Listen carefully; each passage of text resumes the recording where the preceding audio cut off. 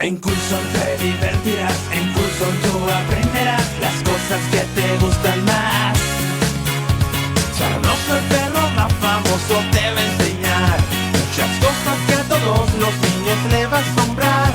Si estás triste y cansado de todo lo demás, solo en Coulson. Vamos a ver un reportaje muy especial donde vamos a aprender un poco más sobre los mismos de nuestro gran amigo Daniel Daniel Ruiz Trillo. Así que vamos a ver lo que tiene Daniel. Adelante.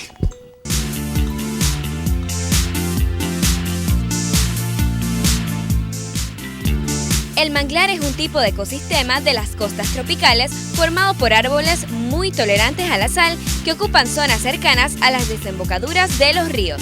Tienen una grandísima diversidad biológica y albergan gran número de especies de aves y de peces.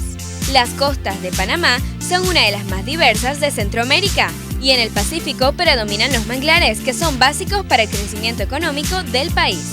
En Panamá existen 11 de las 13 especies de mangles que hay en el continente americano.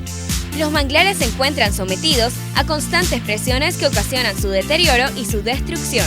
Por eso se ha creado el proyecto de conservación y repoblación de las áreas amenazadas del bosque de manglar del Pacífico panameño, que promueve la conservación de dicho ecosistema, la recuperación de las áreas degradadas y la búsqueda de alternativas para la población que depende del recurso forestal. Son muy importantes porque sirven de hábitat de especies migratorias, peces y moluscos. Aproximadamente el 70% de los seres capturados en el mar viven algunos años en una zona de manglar. Alojan gran cantidad de especies terrestres y marinas. Protegen el litoral contra la erosión costera. Constituyen una defensa contra posibles cambios. Igualmente, atrapan contaminantes y purifican las aguas. Por cada especie de manglar destruida, se pierden anualmente muchas especies marítimas de importancia comercial. Desde mediados del siglo XX, el crecimiento de la población, la expansión de las ciudades, el consumismo y la llegada de tecnologías extractivas eficientes han deteriorado los recursos del manglar en muchas regiones, hasta condiciones irreversibles de agotamiento.